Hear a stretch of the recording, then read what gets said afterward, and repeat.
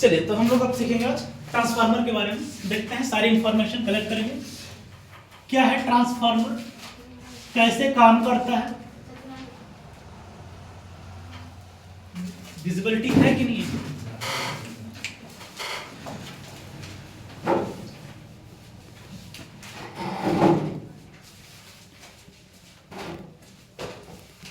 ठीक है। देखिए क्या होता है फिर ट्रांसफार्मर, देखते हैं इसके बारे में थोड़ा सा। भैया आप लोग थोड़ा सा शांत हो जाए तो बढ़िया है, थोड़ा सा हमको भी डिस्टरबेंस नहीं होगा, क्योंकि आपका वर्तमान हमारा भविष्य खराब कर सकता है। ठीक है, चलो देखो, तो सबसे पहले हम बात करते हैं ट्रांसफार्मर क्या होता है। तो ट्रांसफार्मर एक ऐसी युक्ति है या ऐसी डिवाइस है जो वोल्टेज को परिवर्तित करती है, जो वोल्टेज या विभव को परिवर्तित करती है। कैसे परिवर्तित करती है इसको थोड़ा सा देखते हैं। परिवर्तित करती है, अब या तो ये काम क्या करेगी कि भैया वोल्टेज को बढ़ा देगी, क्या करेगी, या तो ये वोल्टेज को बढ़ाएगी, ठीक है ना, और या फिर वोल्टेज को ये क्या करेगा, कम करेगा। तो अगर वोल्टेज को बढ़ाता है तो जो हमारा ट्रांसफार्मर होता है उसे हम कहते हैं स्टेप अप ट्रांसफार्मर। उसे क्या कहते हैं, स्टेप अप ट्रांसफार्मर। हिंदी में कहते हैं सर उच्चाई ट्रांसफार्मर, ठीक है ना, जो क्या करता है वोल्टेज को इंक्रीज करता है, वोल्टेज को बढ़ा देता है।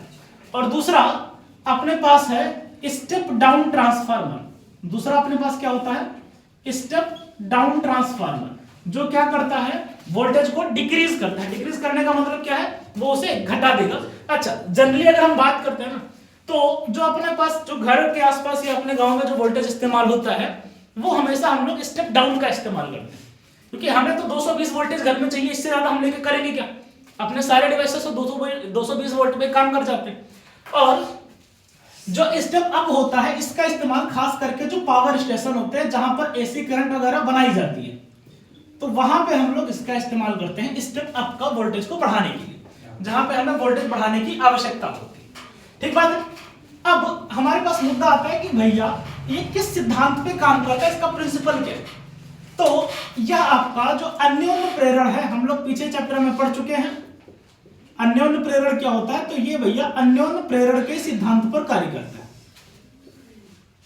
इसका सिद्धांत कैसा है, अन्योन्य प्रेरण है। अब बात आती है इसकी संरचना क्या होगी। इतनी बातें तो ठीक है, ये हमारे पास हो गई इसकी इंफॉर्मेशन, ठीक है ना, किस सिद्धांत पर काम करता है, अन्योन्य प्रेरण के सिद्धांत पर काम करता है। अब इसकी संरचना हम लोग थोड़ा सा इधर बनाते हैं, ध्यान से देखना। सबसे पहले हम लोग क्या करते हैं कि एक लोहे का क्रोड लेते हैं, लोहे का कोर लेते हैं, सॉफ्ट आयरन कोर, ठीक है।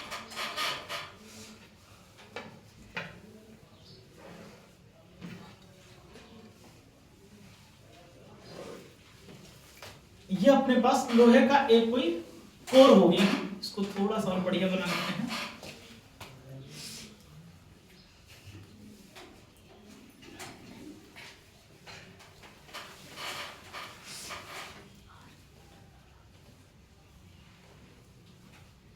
ठीक है ना, ये अपने पास एक क्या हो गया, सॉफ्ट आयरन कोर। लोहे का एक कोर ले लेते हैं, सॉफ्ट आयरन कोर। और फिर इसमें हम लोग क्या करते हैं कि कॉपर की तार की कुंडली लपेट लेते हैं। यहां से हमने मान लेते हैं कि यहां पर हमारा कुछ जो हमें इनपुट देना है, यहां पे हम लोग क्या करते हैं ऐसे कुंडली के रूप में यहां पर क्या लपेट देते हैं, कुछ तार लपेट देते हैं। और ये जो कॉपर वायर होता है, ठीक है ना, यहां पे हमारा क्या होगा, इनपुट अपन लोग देंगे, यहां पे क्या देते हैं, एसी इनपुट देंगे, ठीक है ना। और यहां पे जो ये कॉपर कॉइल होती है, ये किसकी कॉइल होगी, पहली बात तो ये ध्यान रखना, कॉपर की कॉइल होती है। देखो हालांकि सिल्वर का भी ले सकते हो, लेकिन अगर हम अंबानी के दामाद तो है नहीं, ठीक है ना, कि सिल्वर का ले पाएंगे, इतने बड़े लोग हैं। तो हम लोग किसका इस्तेमाल करते हैं, कॉपर कॉइल का इस्तेमाल करते हैं। लेकिन एक बात ये भी ध्यान रखना कि इनकी जो बाइंडिंग की जाती है ट्रांसफार्मर पे, ये काफी टाइटली बाइंडिंग की जाती है। ट्रांसफार्मर में इनका एकदम कस के प्लास व्लास लेकर के दबा के बांधा जाता है, ठीक है ना, एकदम ढीला भी ना हो जरा सा भी। और यहां पर भी क्या करते हैं हम लोग, इधर भी क्या होती है, सेम प्रोसेस यहां भी है। इधर अपन लोग क्या लेते हैं, आउटपुट लेते हैं। यहां पर क्या मिलेगा अपने को, आउटपुट मिलेगा यहां पर। ये इसकी कंस्ट्रक्शन हो गई। अब इन सबको नाम दे देते हैं। ये हमारी इधर वाली जो कुंडली है इसे हम लोग कहते हैं प्राथमिक कुंडली। इधर वाली को क्या नाम देते हैं? प्राथमिक कॉइल, प्राथमिक कुंडली, प्राइमरी कॉइल, जो भी आप बोल ये आपके पास। और इसको हम लोग बोलते हैं द्वितीयक कुंडली या सेकेंडरी कॉइल। द्वितीयक लिख ले ज्यादा बेहतर है। द्वितीयक कुंडली या सेकेंडरी कॉइल, ये इसके और सारा खेल इसी जो कुंडली लगी हुई है, जो उसमें फेरों की संख्या है ना, ट्रांसफार्मर में सारा का सारा खेल इन्हीं फेरों की संख्या का होता है। अब होगा क्या, देखो जरा इसकी संरचना तो हो गई, ठीक है ना। क्या है संरचना में, हमने क्या क्या किया भाई? कुछ नहीं, एक साफ्ट आयरन कोर लिया है, लोहे का क्रोड, ठीक है ना। उस पे हमने क्या किया, फेरों को लपेट दिया है, जिसमें एक को हमने बोला प्राथमिक कुंडली, एक को हमने बोला है द्वितीय कुंडली। यहां पर भी जो ये फेरे होते हैं आपकी, ये कैसे होते हैं?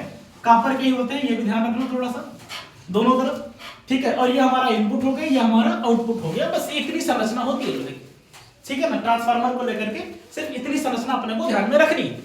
अब मुद्दा आता है भाई इसकी क्रियाविधि, वर्किंग कैसे है। वर्किंग, अगर हम इसके वर्किंग की बात करें तो हम मान लेते हैं कि भैया देखो यहां पर क्या हो रहा है कि भैया हमने यहां पर क्या दी है, एसी करंट दी। अब एसी करंट क्या होती है, वो समय के साथ में वेरी करती है, बदलती है। अब हमें पता है, अगर ये मान लो परिनालिका, भाई कुंडली का मतलब क्या है, ये ऐसे हम लोग परिनालिका पढ़ चुके हैं। अब अगर इसमें करंट फ्लो होती है तो इसमें क्या प्रोड्यूस होती है भैया, मैग्नेटिक फील्ड आती है। क्या आती है इसमें? मैग्नेटिक फील्ड आती है। परिनालिका में अगर धारा प्रवाहित करेंगे तो इसमें क्या आएगी, चुंबकीय क्षेत्र आएगी, चुंबकीय बल रेखाएं निकलेगी। अब चूंकि हमारे पास ये कौन सी करंट है, प्रत्यावर्ती धारा है, जो लगातार बदलती है, तो भाई धारा बदलेगी तो यहां से जो मैग्नेटिक फील्ड लाइन निकल रही होंगी वो भी क्या होंगी, उनकी भी संख्या बदलेगी। और जैसे ही यहां पर क्या हुआ, बल रेखाओं की संख्या बदली, चुंबकीय क्षेत्र बदलेगा तो फाई भी आपका क्या होगा, वेरी करेगा, क्योंकि ये क्या होता है, बी इंटू ए। अब अगर करंट बदलेगा तो उसके कारण से चुंबकीय क्षेत्र बदलेगा, चुंबकीय क्षेत्र बदला, इसका मतलब इसके फ्लक्स में परिवर्तन हुआ। और फैराडे का नियम क्या कहता है, अगर फ्लक्स में परिवर्तन हुआ तो उसके अंदर क्या हो जाएगा, प्रेरित ईएमएफ आ जाएगा, विद्युत वाहक बल उत्पन्न हो जाएगा, ठीक है ना। तो ये बात ध्यान में रखना। अब यहां पर हमें क्या देखने को मिलेगा, थोड़ा समझो कि भैया यहां से कुछ ना कुछ क्या निकल रही होंगी, मैग्नेटिक फील्ड लाइनें निकल रही होंगी यहां से, ठीक है। अभी ऐसे घूम के जाएंगी, ऐसे यहां से भी मान लेते हैं कुछ मैग्नेटिक फील्ड लाइन निकल रही है। अच्छा, लोहे का ही क्यों लेते हैं, उसके पीछे का रीजन ये है, यहां पे हमने मान लिया कुछ ये मैग्नेटिक फील्ड लाइनें हैं जो इधर से एंट्री की थी और इधर से वापस आ गई। ये कुछ बातें ध्यान में रखना कि ये जो आपका है प्राथमिक कुंडली, ठीक है ना, यहां पर हमने मान लिया है कि जो फेरों की संख्या है वो कितनी है, एनपी है। फेरों की संख्या कितनी है, एनपी है। एन का मतलब है नंबर ऑफ टर्न, पी का मतलब है प्राइमरी कुंडली। और यहां पे जो द्वितीय कुंडली है, यहां पर जो हमने मान लिया फेरों की संख्या वो कितना है, एनएस हमने मान लिया। एक बात ध्यान रखना, हम लोग ये जो कॉइल बनाते हैं ना, इस तरीके से बनाते हैं कि दोनों का जो कॉइल का एरिया है वो सेम रहे। मतलब ये जो गोल गोल बन रहा है, जो सर्किल बन रहा है, वो दोनों का सेम रेडियस का हो, सेम एरिया का हो। इससे फायदा क्या होगा, फायदा ये होगा कि अगर मान लो इसका एरिया सेम है तो इससे अगर 4 मैग्नेटिक फील्ड लाइन निकली होंगी तो ये 4 के चारों इधर से गुजरेंगी। भाई मान लो यहाँ पे एक फेरे से कितनी निकली, 4, तो यहाँ एक फेरे से कितनी इंटर करेंगी, 4, तो यहाँ से 4 मैग्नेटिक फील्ड ऐसे निकलेंगी, 4 ऐसे वापस आ जाएगी, ठीक है ना। और जो लोहा है, हमें पता है कि ये लौह चुंबकीय पदार्थ है, ये अपने अंदर से क्या करेगा, जो चुंबकीय बल रेखाएं हैं, चुंबकीय बल रेखाएं वो क्या को अपने अंदर से बाहर नहीं जाने देगा, इन सबको अपने अंदर रोक लेता है। तो इस प्रकार हम यहां से कह सकते हैं कि यहां से क्या होगा, जितने भी फ्लक्स यहां से निकले होंगे उतने यहां एक से अंदर के। तो हम मान लेते हैं यहां पर, ठीक है ना, माना प्रत्येक फेरों से, एक फेरों की बात हो रही है यहां पे, से गुजरने वाला फ्लक्स, गुजरने वाला जो फ्लक्स है वो कितना है, फाई है। ये हमने मान लिया है कि एक फेरे से कितना गुजर रहा है, 5 फ्लक्स गुजर रहा है। तो अगर मैं प्राथमिक कुंडली के लिए बात करूं, ठीक है ना, अगर मैं बात करूं प्राथमिक कुंडली के लिए, तो प्राथमिक कुंडली से गुजरने वाला कुल फ्लक्स कितना होगा, जरा बताओ आप लोग। प्राथमिक कुंडली से गुजरने वाला कुल फ्लक्स, तो भैया एक बात बताओ कि जब एक फेरे से 5 फ्लक्स गुजर रहा है, अगर 2 फेरे होते तो 2 5, 3 फेरे होते तो 3 5, यहां पे कितने फेरे हैं n पाई, तो np को क्या करेंगे 5 को np से हम लोग मल्टीप्लाई कर देंगे, कुल इतने फ्लक्स गुजरेंगे। अब अगर इतने फ्लक्स गुजर रहे हैं तो यहां पे प्रेरित ईएमएफ कितना होगा, तो यहां पे हमने मान लिया कि जो प्रेरित ईएमएफ है वो भी कितना ईपी है। वो क्या होता है प्रेरण के नियम से भैया d5p अपान में dt, यही तो होता है फ्लक्स में परिवर्तन की दर। तो अब हम यहां पे अगर मैं वैल्यू रखूं तो माइनस d5p कितना है 5 इंटू में np अपान में dt। तो इस प्रकार हमें जो EP की वैल्यू मिलेगी वो क्या मिलेगी, NP हमारा कांस्टेंट है बाहर आ जाएगा, क्या मिलेगा माइनस का d5 अपान dt, माइनस बाहर ही रखते हैं थोड़ा सा बेहतर होगा। इसको हम लोग मान लेते हैं इक्वेशन नंबर फर्स्ट, इसको क्या बोल दे रहे हैं इक्वेशन नंबर फर्स्ट। अब दूसरी कुंडली के लिए बात करते हैं थोड़ा सा, ठीक है। द्वितीय कुंडली से जो द्वितीय कॉइल है, द्वितीय कुंडली से गुजरने वाला कुल फ्लक्स,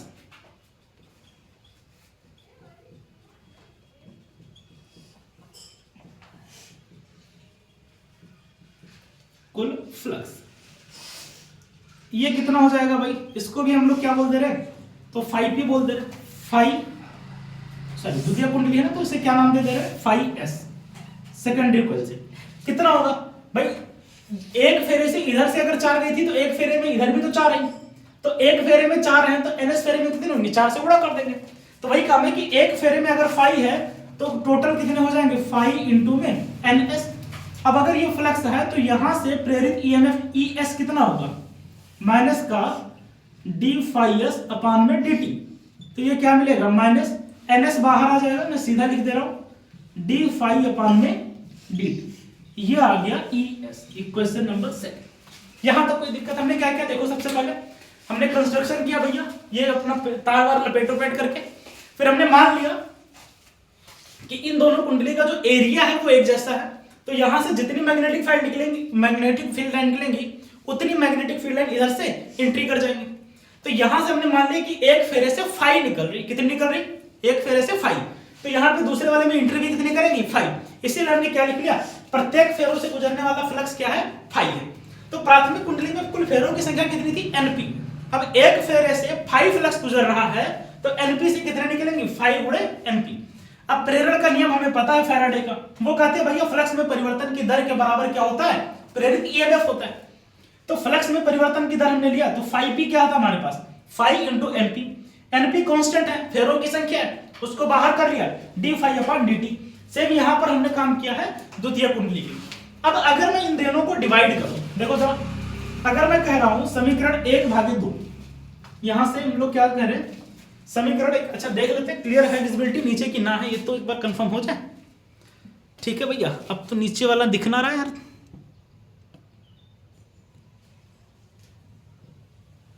चलो उम्मीद करते हैं अब दिख रहा होगा।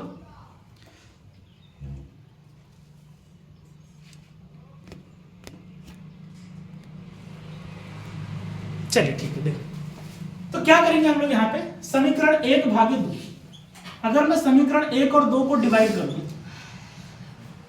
तो देखो क्या मिलेगा, यहां से EP बटे ES क्या मिलेगा EP बटे ES इधर से मिलेगा d5 अपान dt, d5 अपान dt कट जाएगा, माइनस से माइनस कट जाएगा, क्या बचेगा NP बटे NS बचेगा। यानी एक बात यहां से अब साफ स्पष्ट हो गई क्या कि जो EP है वो डायरेक्टली किसके अनुपाती है NP, यानी अगर फेरों की संख्या ज्यादा होगी तो वोल्टेज आपका प्रेरित ईएमएफ भी ज्यादा होगा। तो इसी कारण से हम लोग क्या करते हैं जब स्टेप अप होगा, ध्यान से सुनो, हमें क्या करना है, मान लो हमें वोल्टेज को बढ़ाना है, तो वोल्टेज बढ़ाने का मतलब क्या कि भैया हमें आउटपुट ज्यादा चाहिए, आउटपुट ज्यादा करने के लिए क्या करेंगे द्वितीय कुंडली है उसमें फेरों की संख्या ज्यादा कर देंगे, फेरों की संख्या ज्यादा होगी तो वहां से वोल्टेज ज्यादा निकलेगा। तो आउटपुट ज्यादा लेने के लिए यानी स्टेप अप बनाने के लिए ध्यान रखना द्वितीय कुंडली में फेरों की संख्या ज्यादा होती है, स्टेप अप ट्रांसफार्मर में द्वितीय कुंडली में फेरों की संख्या ज्यादा होगी, स्टेप डाउन ट्रांसफार्मर में प्राथमिक कुंडली में फेरों की संख्या ज्यादा होगी, इधर ज्यादा तार लपेटेंगे इधर कम लपेट देंगे, ठीक है ना। अब इधर फेरों की संख्या कम होगी तो फ्लक्स कम गुजरेगा, फ्लक्स कम गुजरेगा तो जो है प्रेरित ईएमएफ भी कम होगा। तो कायदे से हमें क्या मिल रहा है यहां से, ये बात स्पष्ट हो गई कि भैया अगर प्राथमिक कुंडली में हम अगर मान लो फेरों की संख्या बढ़ाते हैं तो फेरों की संख्या बढ़ाने से क्या होगा, प्रेरित ईएमएफ का मान बढ़ जाएगा, ठीक है ना। तो यहां से हम ये कह सकते हैं कि जो स्टेप अप ट्रांसफार्मर बनेगा, कौन सा बनेगा भाई, स्टेप अप, तो इसमें क्या होगा, एनएस का मान बड़ा होगा एनपी से। द्वितीय कुंडली में फेरों की संख्या प्राथमिक कुंडली की अपेक्षा ज्यादा होगी। और अगर आपका स्टेप डाउन ट्रांसफार्मर है, कौन सा ट्रांसफार्मर हमने लिया, स्टेप डाउन, तो स्टेप डाउन ट्रांसफार्मर में जो फेरों की संख्या है वो एस में कम होगी और पी में ज्यादा होगी। तो ये पॉइंट भी ध्यान रखना, यहां से बढ़िया ऑब्जेक्टिव क्वेश्चन बन जाता है। अब यहां पे एक बात और आती है, एक बात ये समझने के लिए जरूरी है कि अगर मान लो हमारा ट्रांसफार्मर कैसा है, आइडियल ट्रांसफार्मर। आइडियल ट्रांसफार्मर का मतलब ये होता है कि भैया यहां से एकदम एक्यूरेट, जितनी यहां से निकली थी उतनी वहां से गई। अब ऐसा 100% केस में नहीं होता है, बस हम आइडियल के लिए मान लेते हैं कि यहां से जितनी गई वहां से उतनी निकली, तो एनर्जी का कोई लॉस नहीं हुआ। अब एनर्जी का लॉस नहीं होता है, इसका मतलब यहां पे जितना पावर था उतना पावर इसके पास वहां भी, एनर्जी का तो कोई लॉस नहीं हुआ। और पावर हम लोग पढ़ चुके हैं भाई, P बराबर क्या होता है, I इंटू वी होता है। P बराबर क्या होता है, IV। और पावर क्या होता है भाई, पावर क्या होता है, ऊर्जा की क्षय होने की दर, ऊर्जा बटा समय। हमने मान लिया 1 सेकंड में जितनी ऊर्जा यहां से निकली उतनी यहां पर गई, तो ऊर्जा का कोई लॉस नहीं हुआ। यानी कि यहां पे जो पावर था उतना ही पावर वहां पे भी है। तो हम लोग यहां से एक बात कह सकते हैं कि पावर इनपुट बराबर पावर किसका है, आउटपुट का। और इनपुट में अपना पावर क्या होता है, आई इंटू वी। तो हमने यहां पे मान लिया इनपुट में कौन सी कुंडली है, प्राथमिक कुंडली है, तो आईपी। और यहाँ पे वोल्टेज कितना आया है, अभी हमने निकाला है ईपी। इसमें वोल्टेज कितना है, ईपी है, ईएमएफ, ठीक है, बराबर आउटपुट में क्या मिलेगा, आईएस और ईएस। यानी अगर मैं यहां से निकालूं ईपी बटे ईएस तो ये क्या मिल रहा है, आईएस बटे आईपी। यानी यहां पे देखो उल्टा है, यहां पे दोनों देखो सेम सेम थे, पी बढ़ेगा एस बढ़ेगा, पी बढ़ेगा तो ये भी बढ़ेगा। यहां पे ईपी ऊपर है आईपी नीचे है, यानी कोई जादू थोड़ी ना चल रहा है कि भैया हम यहाँ पे तार को लपेटे वोल्टेज बढ़ा दिया। तो अगर ये वोल्टेज इंक्रीज करेगा इसका मतलब वो करंट का मान घटा देगा। हमारे घरों में करंट ज्यादा चाहिए, हमें करंट का मान ज्यादा चाहिए, वोल्टेज से मतलब नहीं, 220 वोल्ट पे काम होता है। तो वो ट्रांसफार्मर क्या करता है, वोल्टेज को घटा देता है। जैसे यहाँ पे हम वोल्टेज को घटाएंगे उसमें करंट बढ़ जाएगी। तो एक का सैक्रिफाइस करना होगा, दोनों हाथ नहीं आएगा। अगर आपको वोल्टेज बढ़ाना है तो करंट घटाना होगा, अगर आपको करंट को बढ़ाना है तो वोल्टेज को घटाना होगा। तो ये क्या करता है, एक को घटा देगा। अब चूंकि हम बात मेजरली किसके लिए करते हैं, वोल्टेज के लिए, तो हम ये मान के चलते हैं भैया वोल्टेज बढ़ाएगा तो क्या करेगा, करंट को ये घटा देगा। तो हम लोग अगर वोल्टेज बढ़ाएंगे तो वहां से बहने वाली धारा कम हो जाएगी, ठीक है ना। और अगर वोल्टेज को कम करेंगे तो बहने वाली धारा ज्यादा होगी। तो ये किसके लिए है भैया, आइडियल ट्रांसफार्मर के लिए है। अच्छा एक बात कई बार आपसे कभी कभी दक्षता भी पूछ लेता है। क्या पूछता है भैया आपसे, इफिशियंसी, दक्षता। तो ये कुछ नहीं भैया, इसका मतलब हमेशा होता है आउटपुट बटे इनपुट। ये हमेशा क्या होता है भैया, कितना आउटपुट मिला कितना इनपुट था, इनटू में 100 कर दो तो आपको इसकी परसेंटेज मिल जाती है भाई, इस कितना परसेंट एफिशिएंस है। अच्छा इसका मतलब क्या होता है, जैसे मान लो अगर कोई भी आपने ट्रांसफार्मर ले लिया, उसकी दक्षता है 100%, कितनी है 100%। मतलब क्या कि जितना आपने आउटपुट दिया था उतना उसको इनपुट मिल गया है। समझ रहे बात को। तो ये बात थोड़ा सा हमेशा ध्यान में रखना, क्योंकि हमेशा ऐसा नहीं होगा। हमेशा क्या होता है भाई, इनपुट ज्यादा होगा आउटपुट कम मिलेगा, ये हमेशा केस में होता है। तो कोई भी ट्रांसफार्मर आज तक ऐसा नहीं बना है जो 100% एफिशिएंस हो, ठीक है ना, कि एकदम जितनी आपने इनपुट दिया है पूरा का पूरा आपको आउटपुट वापस मिल जाए। तो ये पूरी हमारी रामकथा है इसके बारे में, ट्रांसफार्मर के बारे में। उम्मीद करते हैं आप लोगों को समझ में आया होगा। तो इसको फटाफट आप लोग छाप ले।